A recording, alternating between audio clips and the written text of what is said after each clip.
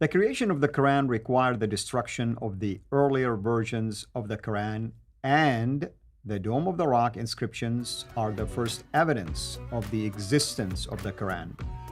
Dr. Stephen Shoemaker explains how these events work together in the creation of the Quran as we know it today.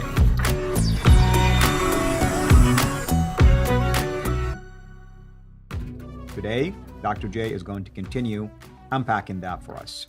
Dr. J, welcome back. Right. Okay. So we've kind of stopped with what they have said concerning Al-Hajjaj. Let's continue that. And let's move back. And let's now go to De Premier. De Premier is another authority that Shoemaker brings in, who writes in 2010 this. Along with these new codices, he also sent instructions that all earlier versions, he is Abdul Malik, all earlier versions of the Quran should be gathered up and destroyed, exactly as Uthman was set to have ordered in the canonical narrative. Hold on. Wait a minute.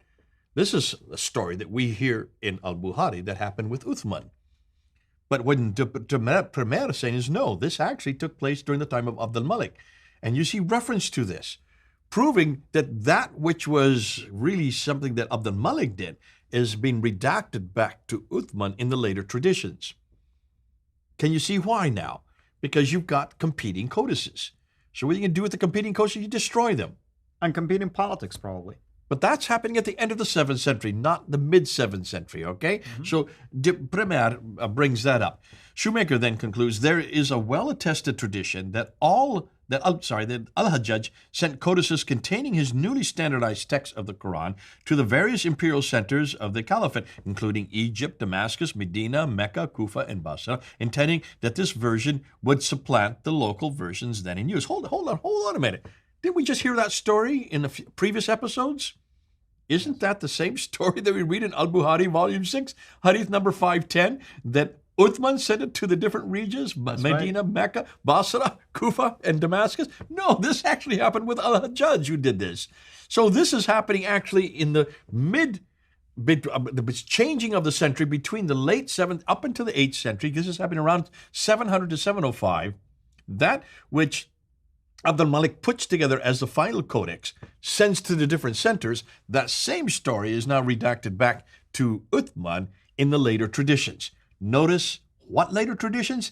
The Abbasid traditions. Right. Now, here's where we're starting to come in. And Shoemaker is starting to make this point. He's going to say, and I'll push this a little hard, but I'm going to push it even harder. Because you and I have known about this, that there is a real problem with the Umayyads versus the Abbasids. The Umayyads are from Damascus. The Abbasids are Persian. They are from what is today Baghdad. Two different centers. Damascus over here, Baghdad over here. Remember, the Baghdad didn't exist. That was Ctesiphon. They were the Persians. They don't really have any power. They hated the Umayyads because the Umayyads were one that took over the power. Right. And so when they come to power in 750, what do? They eradicate everything, change everything, and then take what happened earlier and redact it back to their own principle. That's what I meant by competing politics. Oh, that's it's starting to come out now, and this is right. What Shoemaker is pointing to. Let's look at the next one, and this is from Hamdan. So now he's quoting Hamdan, who writes in 2010, Al-Hajjaj, who is the one who is the governor for Abdul Malik. He is the governor in what is today Iraq, in that area, the Persian area. Deputizes a committee and charges them with inspecting all the musahif that were in private ownership and to tear up every musahif that differed from the new imperial standard. As compensation, the owner was paid 60 dirham. So you can see, instead of burning them, he tears them up, has them torn up. Nonetheless, it's a destruction. It's a wholesale destruction of anything that disagreed with this canonized musaf that's put together by in this case, Hajjaj, under the direction of course, our good friend Abdul Malik. The Premier comes back and continues. We get a glimpse of this, he says, in this editorial effort in Al-Amash, who in 765 talks about this. Now, 765, now you're in the mid-8th century. He's referring back to this. This is just at the beginning of the Abbasid. He is still free to write about this, and this is what he says. He noticed that these writings can be found in both Sahih Muslim and Al-Bukhari, and he says this, compose the Quran. This is Hajjaj speaking to the scribes who are to do this. And this is what Al-Hajjaj says, according to Al-Amash. Compose the Quran as Gabriel composed it.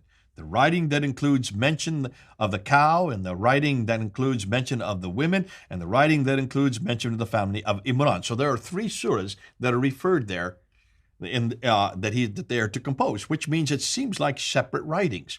Bring them in and compose it. Women, family of Imran, and the cow, right? Shoemaker. So, chapter 3, chapter 4, basically. So that's what they're referring to. And they're turned to these chapters, right, which are in the Quran today. So you can see this has been brought. Hold on to that idea, because we're going to come back to that idea. And then you have Shoemaker saying this. Some of these writings, these chapters, it would appear even borne names that would ultimately be given to some of the Quran surahs. That's what you just brought up. Mm-hmm. The cow, that's chapter 2. The women, that's chapter 4. And the family of Imran, that's chapter 3. So now we have 2, 3, and 4. Right. All right? Material evidence of the cow's circulation as a discrete and independent text has really emerged in the form of a newly identified and soon to be published papyrus directly confirming the words of Al-Hajjaj in this report. So it looks like these are different chapters brought from different codices and put into one codex, which is the codex that then Al-Hajjaj is doing under the authority of Abd al-Malik. Shoemaker goes on and talks about the Dome of the Rock and looking at the inscriptions of the Dome of the Rock, which is prior to this codification. This is 692, where the codification starts in around 700, 705. But in 692, he says this: the Quranic inscriptions on the Dome of the Rock, installed by Abd al-Malik, are earliest surviving evidence for the text of the Quran. That's true. We don't find anything earlier than that. Differ from the now canonical version of the Quran in many places. We've said this over and over again. They are not the same. They're not even in the same order. But they are facsimiles of what then became the Quran. So this is the precursor to what then became the Quran. How can this be if the text of the Quran had already been firmly established already 40 years earlier in the reign of Uthman? Why didn't anybody thought that through? Exactly. Well, we brought it up in one of our episodes earlier. We said, how can you have different Quranic texts when you already have the canonical text with Uthman? If the Uthmanic text was canonized and was so solidified and universal and well understood, then how can you have a completely different text appearing on the Dome of the Rock in 692, 40 years later? Exactly. Well, Shoemaker's coming to the same point. I mean, who authorized it? I'm sure somebody would have inspected it, and it would have been easy to fix. So, can you see, immediately we're now really starting to ask some really damaging questions. In the next episode, what I want to do is I want to look at 12 reasons for a later Quranic creation. And these are 12 reasons that I've pulled out from what Shoemaker is saying. So I want to go into them and unpack them, because then you'll see exactly the step by step where he's going to go with his paradigm. Wonderful. Thank you so much as always. I hope everybody is enjoying this series. And as you can see, we're beginning to climb basically into a climax, if you wish, of serious issues that are arising from the many arguments that are being brought up in Shoemaker's book. Till next episode, have a blessed day. Thank you for watching this video. Be sure to like and subscribe to our channel, Sira International, and click on the bell so that you receive notifications whenever we publish a new video or go live. I would also like to appeal to you to consider becoming a Patreon patron by clicking the link right below. By doing so, you can give towards the production of these videos. There are also other options for you where you can give to our channel. I thank you from the bottom of my heart.